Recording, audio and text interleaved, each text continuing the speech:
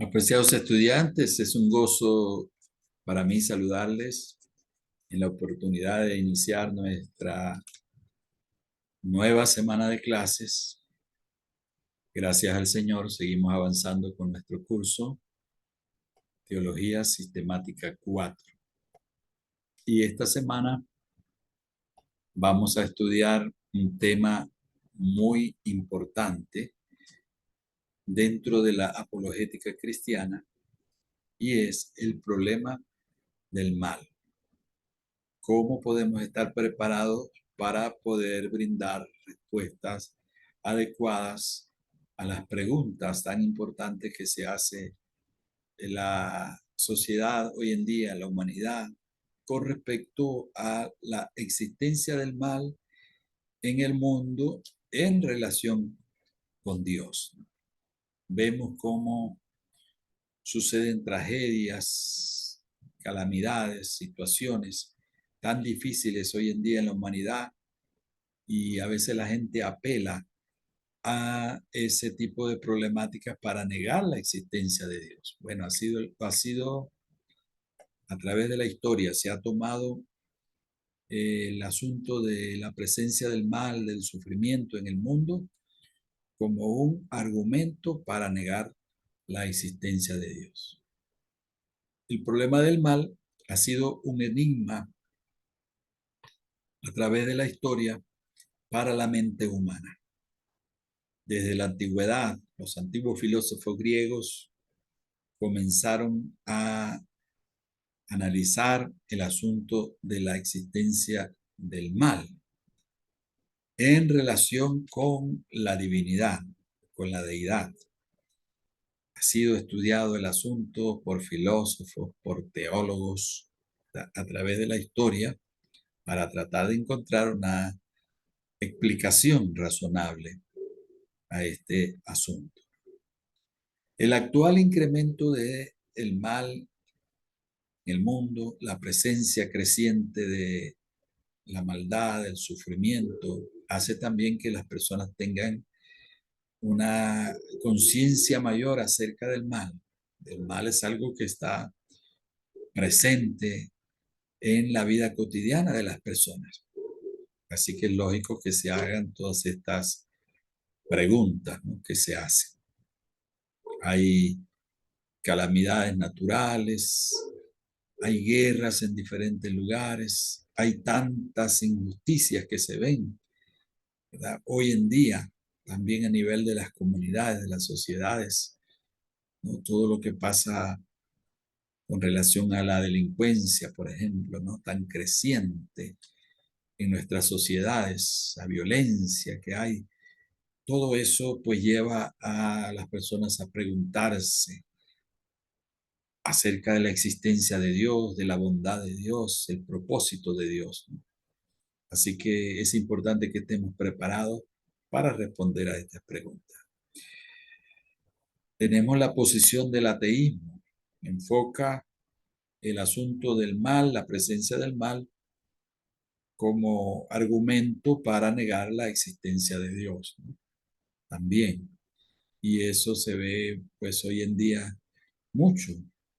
Personas que debido a la problemática de la injusticia, del sufrimiento humano, pues niegan la existencia de Dios. Y aún dentro de la misma iglesia, la presencia del mal, del sufrimiento, tiene un impacto también en muchos creyentes.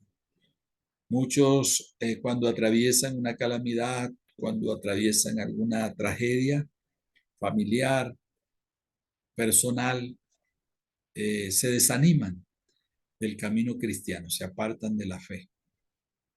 Y esto es parte de lo que dice la palabra de Dios, ¿no? En Mateo 24:12, el Señor anunció que por haberse multiplicado la maldad en los últimos tiempos, el amor de muchos se enfriará. Y es lo que está sucediendo, ¿no? Cada día la situación de maldad, la presencia de la maldad en el mundo hace que el interés por las cosas de Dios disminuya en muchos de aquellos que hicieron una vez una profesión de fe, o que de alguna manera profesan el cristianismo. ¿Cuál es la respuesta entonces que podemos brindar desde el campo de la apologética cristiana?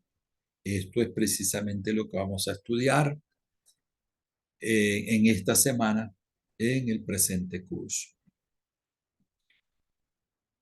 Decía que el ateísmo se toma del asunto de la presencia del mal para negar la existencia de Dios y básicamente lo hace a través de dos argumentos. El primero de ellos, llamado el argumento lógico, dice que el mal no puede coexistir con un Dios que todo lo sabe, todo lo puede y es perfectamente moral o es perfecto moralmente.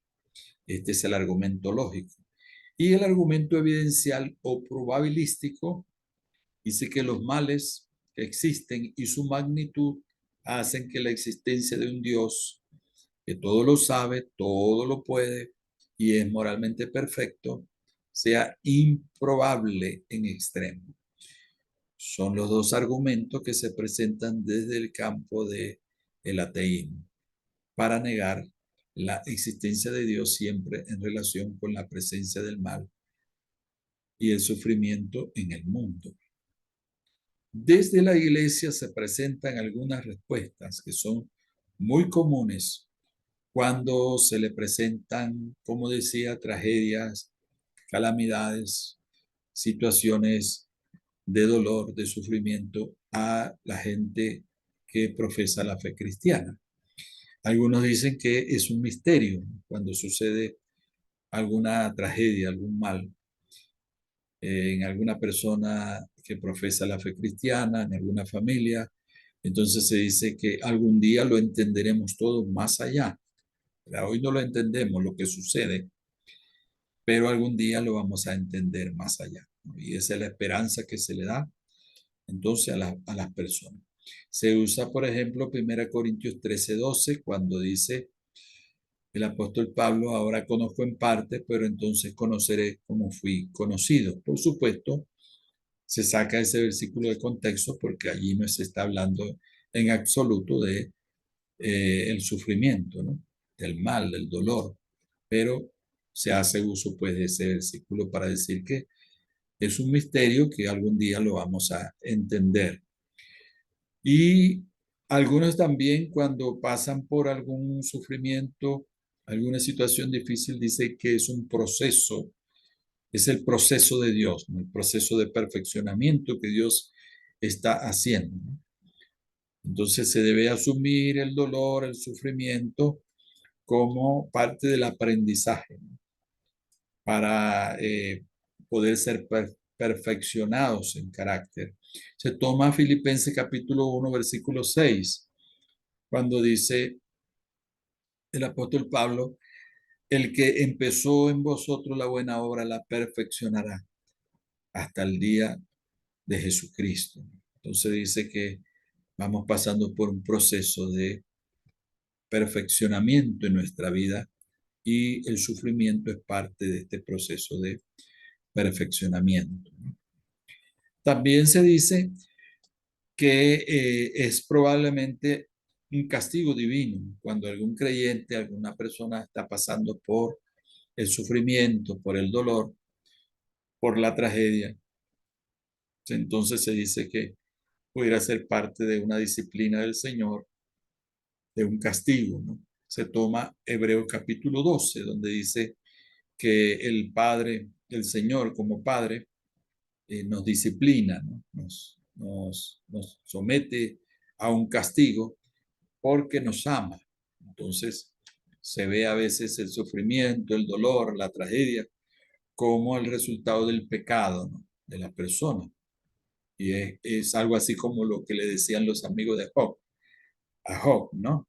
Que él estaba pasando por toda aquella situación porque en alguna forma tendría que haber pecado contra Dios, ¿no? Contra su prójimo, y que estaba siendo procesado, estaba siendo castigado por el Señor debido a su injusticia.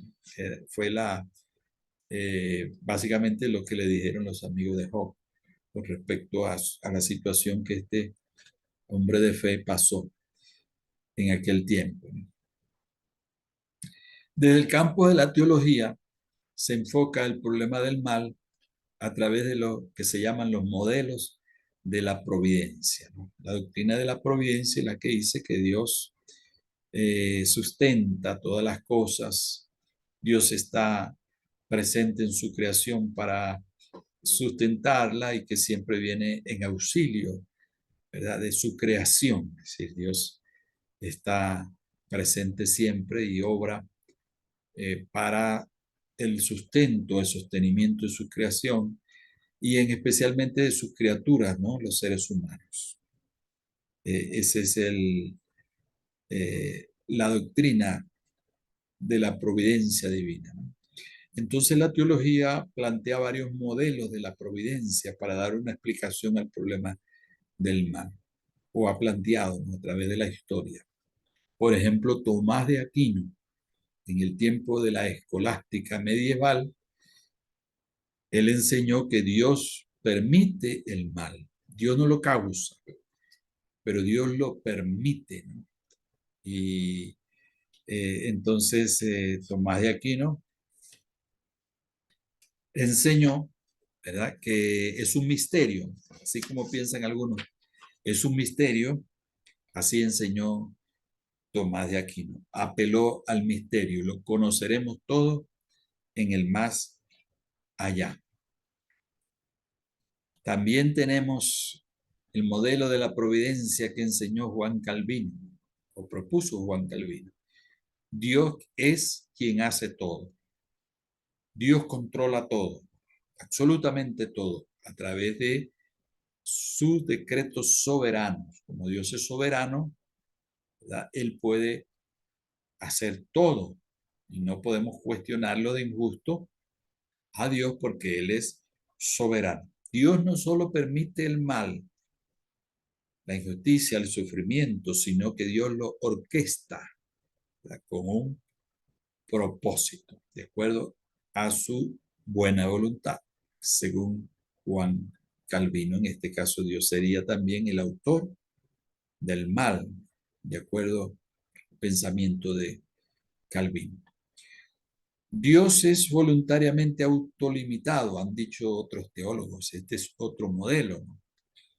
Por ejemplo, Moltmann y Polkinghorne, dos grandes teólogos, proponen que Dios es autolimitado voluntariamente, ¿no? Él podría, si quisiera, intervenir, pero se autolimita voluntariamente en base a la libertad, al libre albedrío que ha dado a sus criaturas. Es parte de un proyecto más grande, el sufrimiento, el mal, es parte de un proyecto más grande y por eso Dios lo permite. Nosotros solamente vemos en una perspectiva cercana, pequeña, pero Dios ve el todo, ¿no? Entonces Dios permite en base a su proyecto general que Él tiene.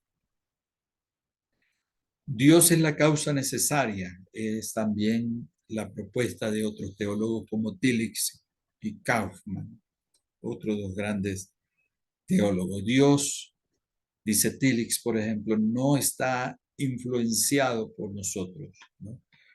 Dios es trascendente, entonces no es afectado por nuestras oraciones, dice Tillich, ¿verdad? Y Kaufmann dice que Dios es el desconocido trascendente, ¿no? Es un misterio que ni siquiera nosotros podemos comprender.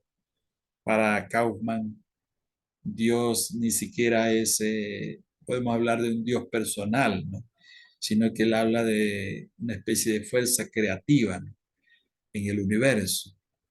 Entonces, son planteamientos que se hacen, ¿no?, con respecto a la providencia divina. Dios solo es observador, dice el deísmo, ¿verdad? Comenzó todo y estableció leyes y ahora está solamente como observador de lo que sucede, no interviene. Y de allí entonces la presencia del mal en el mundo. Ahora, nosotros tenemos que prepararnos en base a la palabra de Dios, en base a la revelación de Dios en las Escrituras, que es la verdad revelada por Dios, para que podamos brindar una respuesta a este asunto del problema del mal en el mundo, para que podamos responder todas esas interrogantes que a veces se nos hacen. ¿Y qué ejemplo mejor pudiéramos nosotros buscar o apelar, sino el caso del apóstol Pablo? Sabemos que desde que fue llamado por el Señor, fue parte de su experiencia, fue el sufrimiento. Y él da cuenta de esta experiencia de sufrimiento en sus epístolas, ¿no? Y él dice que estaba gozoso de poder compartir los sufrimientos de Cristo, de también poder experimentar esos sufrimientos, compartir ese sufrimiento del Señor. Pero en 2 Corintios capítulo 12, él habla de una experiencia puntual de sufrimiento en su vida, una experiencia personal que él describe con mucho detalle en ese capítulo, 2 Corintios 12, cuando habla del aguijón en la carne, que es una figura retórica para significar un sufrimiento, un dolor o una molestia permanente en su humanidad. Dice que él había recibido las grandes revelaciones, su experiencia con Dios, cuando dice que fue en una oportunidad arrebatado al tercer cielo. No sabe si en su humanidad, en el cuerpo, fuera del cuerpo, pero dice que allá escuchó palabras inefables que no le es dado al hombre poder expresar, comunicar o dar a conocer, y que fueron muy grandes esas revelaciones que él recibió. Y que a partir de ese momento le fue dado un aguijón en la carne, un mensajero de Satanás que lo abofeteaba, también utiliza esa expresión, un mensajero de Satanás. No porque fuera un demonio, ¿no?, que estuviese permanentemente dándole golpes en sus mejillas, no literalmente tenemos que tomarlo así, sino que es una forma de expresarse el apóstol para decir que con aquella situación era como eh, una vergüenza, ¿no?, que él experimentaba delante de Satanás, debido a esa problemática que él pasaba, esa debilidad, ¿verdad? Se veía como que no tenía victoria, ¿no?, en su vida. Y tal vez el enemigo tomaba aquello para avergonzarlo, molestarlo, ¿no? Emocionalmente, espiritualmente. Entonces Pablo sigue narrando su experiencia y dice que en 3 ocasiones había orado al Señor pidiéndole que le apartara, que le quitara aquel aguijón, aquel sufrimiento, ¿no?, aquel dolor. Y en esas 3 ocasiones había recibido la respuesta del Señor. Él le dijo: mi gracia, bástate mi gracia, porque mi poder se perfecciona en la debilidad. Entonces Pablo dice que él entonces se gozaba en la debilidad, en aquella situación, porque cuando era débil entonces era más fuerte, ¿no? Era fuerte en medio de la debilidad. La experiencia de sufrimiento, aquello que a él le sucedía, redundaba más bien para la gloria de Dios, ¿no? Eso es lo que cuenta Pablo. Entonces se ha estudiado el pasaje y se han presentado diversas interpretaciones del pasaje. Se han hecho muchos acercamientos a este pasaje. Algunos dicen que era una debilidad de carácter en la personalidad, pues, de Pablo, que le causaba molestia. Otros hablan de una tentación que él atravesaba constantemente, Y otros hablan también de que pudiera ser una enfermedad, ¿no? Con lo cual yo estoy más de acuerdo, que pudiera ser una enfermedad. Se dice que probablemente padecía una oftalmía, una enfermedad grave en la vista que le causaba un aspecto bastante repulsivo en cuanto a los ojos, la vista. Y se piensa que pudiera ser eso porque cuando él escribe a los Gálatas les dice que a causa de una enfermedad del cuerpo fui a vosotros. Y también dice allí mismo que él estaba seguro que tanto lo amaban los Gálatas, que si hubiese sido posible se hubiesen sacado sus propios ojos para darse. Entonces, es posible que hubiese sido una enfermedad, ¿no? Que el apóstol Pablo tenía desde los tiempos de su conversión y que no había podido recibir esa sanidad, no había recibido esa respuesta positiva para poder superar aquello, sino que Dios pues permitía que sucediera ese problema con el propósito de glorificarse en la vida de Pablo. Y Pablo mismo dice que él había entendido que aquel asunto le sucedía para que la grandeza de las revelaciones no le exaltase desmedidamente, ¿no? Sino que él siempre estuviese en una condición humilde, ¿no? Con respecto a su conocimiento, a sus revelaciones que había recibido, ¿no? Bueno, este es el testimonio de Pablo acerca de esta experiencia puntual de sufrimiento y allí recibimos no solamente de eso, sino de todo lo que dice la palabra de Dios con respecto al sufrimiento y al lugar de Dios en la experiencia del sufrimiento y del mal, la injusticia, ¿no? En el mundo, lo que la palabra de Dios nos enseña. Entonces podemos arribar a algunas conclusiones importantes, ¿no? El mal no es, no lo podemos ver como un castigo de Dios ni parte de algún plan, ¿no? Porque hablamos de Dios como lleno de amor, de misericordia, ¿verdad? Es su naturaleza y el amor es el atributo primario de Dios, ¿no? Que permea todos los demás atributos del Señor. Pero cuando el mal ocurre, Dios trabaja con su creación para sacar algo bueno de lo malo. Entonces, esta puede ser una primera conclusión que nosotros podemos tomar a partir de las enseñanzas de la palabra de Dios. Dios responde al sufrimiento dando nuevas posibilidades para crecer, sanar, madurar y aprender. Entonces, Dios siempre está allí, Dios está presente en medio del sufrimiento, en medio del dolor humano, y el sufrimiento, el dolor, brinda esas posibilidades para el crecimiento y el aprendizaje, ¿no? Cuando tenemos esa relación con Dios, por supuesto.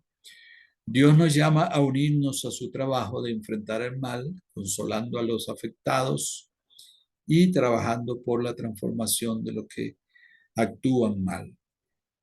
Es el propósito de Dios que nosotros podamos consolar a otros y que podamos trabajar en la transformación de aquellos seres humanos que todavía están cautivos por el pecado que Satanás los esclaviza para que puedan obrar el mal a su voluntad. Y tenemos el poder del Evangelio que transforma, que cambia vidas.